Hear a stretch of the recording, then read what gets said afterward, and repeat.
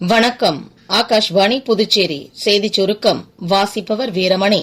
பிரதமர் திரு நரேந்திர மோடி 2 நாள் மலேசிய பயணமாக இன்று கோலாலம்பூர் புறப்பட்டு செல்ல உள்ளார்.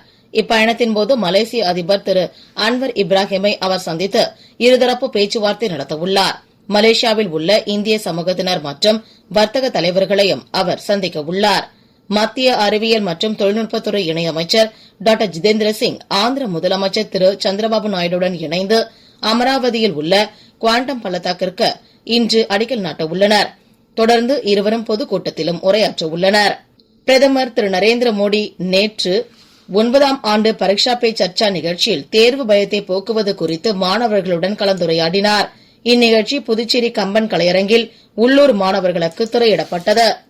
புதுச்சேரியில் கதிர்காமம் இந்திரா காந்தி மருத்துவக் கல்லூரி மற்றும் ஆராய்ச்சி நிறுவனத்தில் 11 புதிய அறுவை சிகிச்சை கூடங்களை முதலமைச்சர் திரு ரங்கசாமி நேற்று திறந்து வைத்தார்.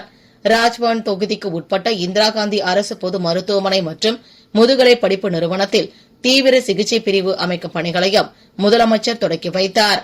இந்தியாவின் அக்னி 3 நடுத்தர தொலைவு ஏவுகணை நேற்று ஒடிசா கடற்கரைக்கு அப்பால் சந்திப்பூர் தீவிலிருந்து வெற்றிகரமாக ஏவி பரிசோதிக்கப்பட்டது.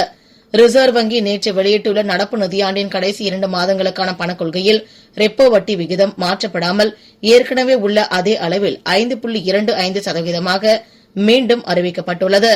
உலகக்கோப்பைக்கான ஐசிசி ஆடவர் 20 ஓவர் கிரிக்கெட் போட்டித் தொடர் இன்று முதல் இந்தியா மற்றும் இலங்கையில் நடைபெற உள்ளது.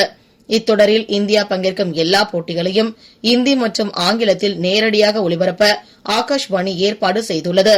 இத்துடன் இந்த செய்திச் சுருக்கம் நிறைவு பெறுகிறது.